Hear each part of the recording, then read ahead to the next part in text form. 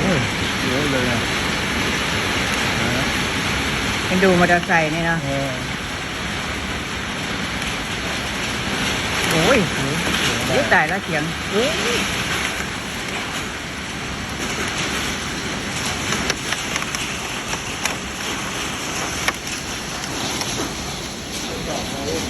ฮะ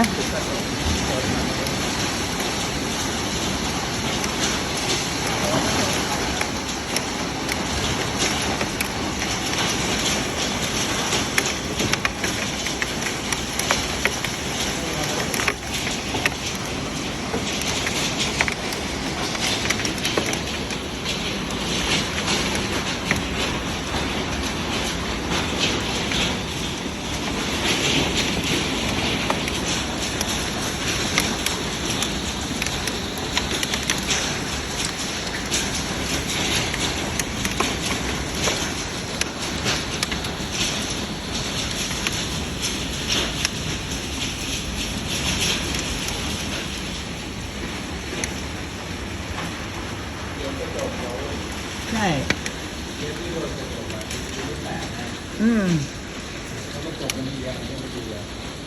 โอ้ถึงนี้ น่ากลัว เชื่อ ลูกคนเลย